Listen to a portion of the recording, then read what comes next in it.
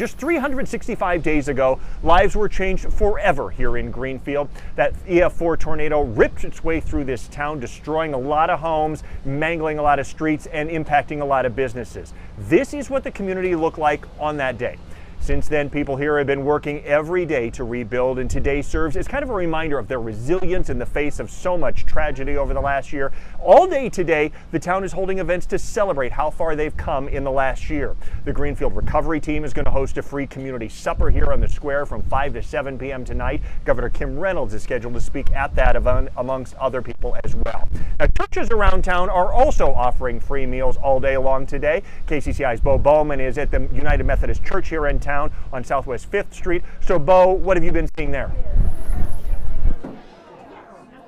Well, Eric, this event just started about a half hour ago, and you can see there are already a ton of people here enjoying a hot meal and enjoying time of fellowship with their neighbors. A lot of people who all went through the same crisis a year ago. Now, it's important to remember they're doing this because last year this church was a hub, not only for meals serving volunteers and people displaced, but also for hygiene products and really a lot of physical donations that were then able to be doled out to the people affected by the storm. They hosted meals like this all the way through July. Talking with one of the organizers, they said they think they served about 500 people through those 2 months. That's volunteers that were here and again people who were displaced.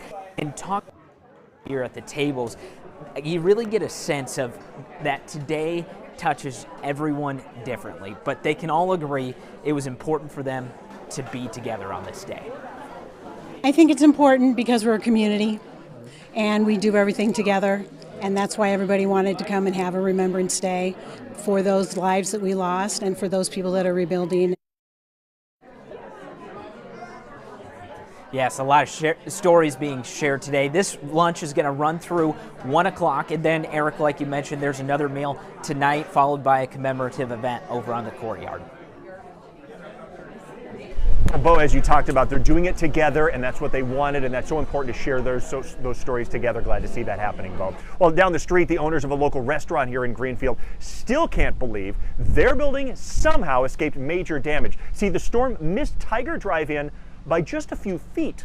Right across the street from them, Adair County Memorial Hospital suffered some severe damage. And down the street, houses were leveled. Jacob Fry and his 2 co-workers were actually working in the drive-in as the tornado hit. They were shocked to see that their restaurant was actually still standing after the storm passed by.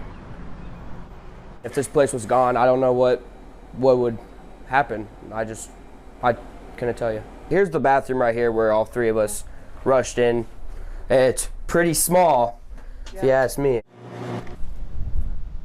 It was small, but it was big enough for them to survive. The Tiger Drive-In used their good fortune in the days that followed to support their community after the tornado. They stayed open. They handed out free food and ice cream to anybody who needed as those recovery efforts started in the next few days. Well, there's still a lot more in store today here in Greenfield, right here, especially on the square. We've seen a lot of progress, plenty of sadness, and an incredible amount of community pride that's all just kind of coming together today.